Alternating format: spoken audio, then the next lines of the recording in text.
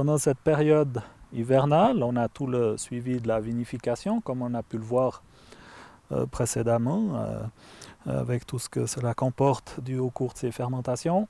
Maintenant, le vin est plus au repos et j'en profite pour tailler toutes les vignes de mon domaine.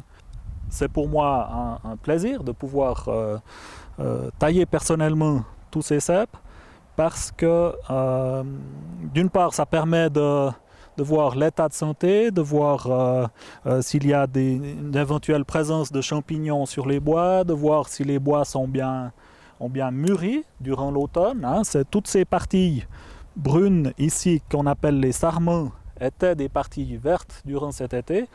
Et dans la phase de mûrissement du bois, c'est important que ce soit mûr jusqu'en haut.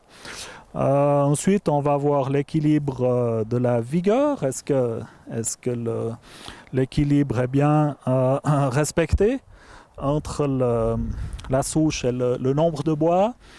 Donc c'est toute une observation.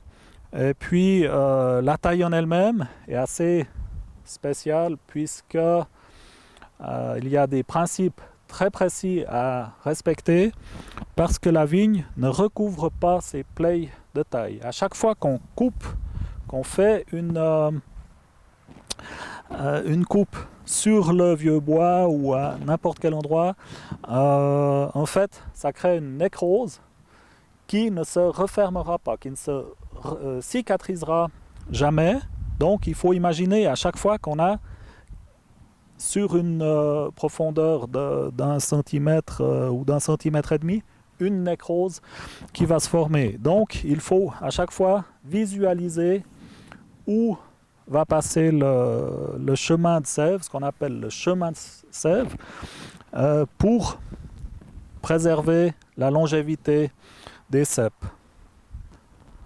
Là, on se trouve en face d'un cep de gobelet à 3 cornes ou 2 cornes. En l'occurrence, ici, il y en a une qui a été supprimée.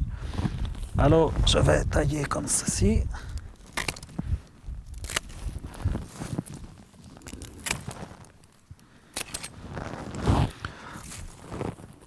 J'ai gardé seulement 2 cornes avec 2 yeux. La longueur de la corne va faire que les yeux de la base ou plus loin sur le sarment vont éclore au printemps et ça conditionnera aussi la grosseur des grappes. Donc en même temps, on va réguler la récolte de l'année prochaine par la taille.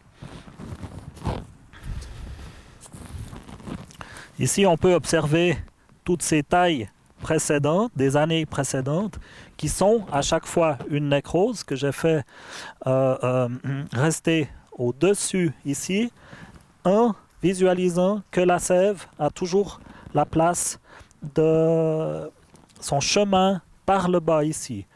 Et pour donner un exemple précis, ici, je suis obligé de tailler de cette façon et de couper ici. Si j'avais coupé cette partie ici et que je compte revenir sur celle-ci l'année prochaine, ça serait impossible puisque j'aurais une plaie de taille ici, une nécrose ici qui me boucherait ce chemin de sève. La corne en question ne serait plus alimentée et périrait, peut-être pas l'année suivante, mais en tout cas dans les 2 ans. Donc là, il n'y a qu'une façon de garder ces plaies de taille du même côté. Et l'année prochaine, je devrais repartir sur le bourgeon qui donnera un sarment ici et couper celui-ci. Là, c'est la même chose, mais on tourne un petit peu, on voit les plaies ici, et on continue à tourner. Et voilà.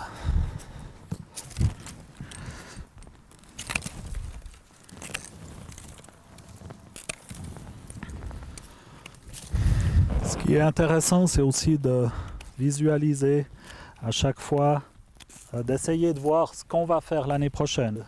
L'idée, c'est d'avoir une vue globale à long terme sur le cep.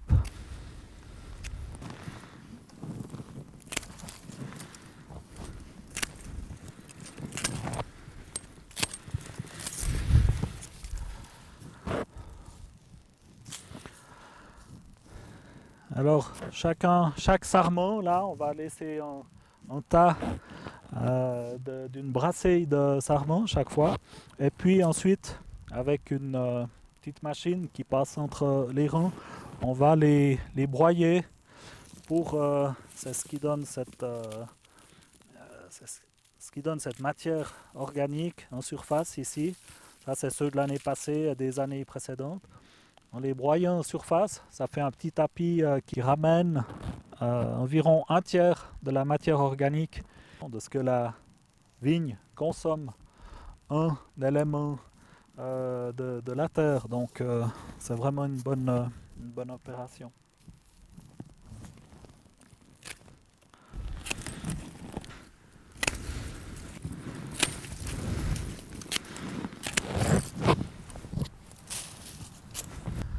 Ici, on visualise bien la différence entre la culture gobelet, grande densité de plantation, puisque c'est planté à 1 mètre sur 80 cm, et puis un système un petit peu plus extensif, qu'on dit sur fil de fer ou en culture mi-haute, où on élargit un petit peu la distance entre les rangs. Ça permet de créer un petit replat où c'est plus facile de marcher en travers. Et ça peut aussi freiner l'eau, le ruissellement de l'eau. Il y a certains avantages, notamment l'été, au moment d'attacher la vigne, quand les pousses sont 50 ou 60 cm. Dans les cultures gobelets, il faudrait pratiquement passer le même jour partout dans toutes les vignes, ce qui n'est pas possible sur la dimension d'un domaine.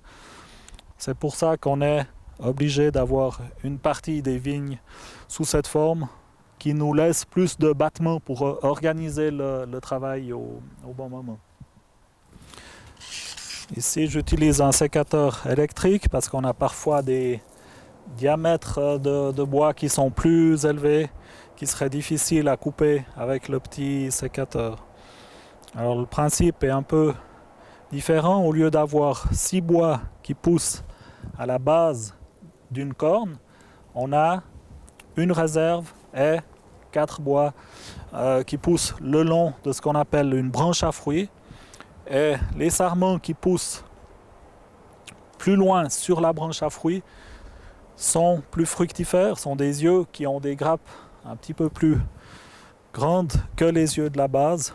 Donc on peut égaliser le rendement et compenser le fait que l'écartement est plus grand, donc la densité de plantation est inférieure. Alors là, je taille la réserve. Là, ça va faire la branche à fruits qui sera courbée l'année prochaine. Et ici, voilà. Cette branche viendra prendre la même forme que celle qui est ici, qui désormais est supprimée. Voilà.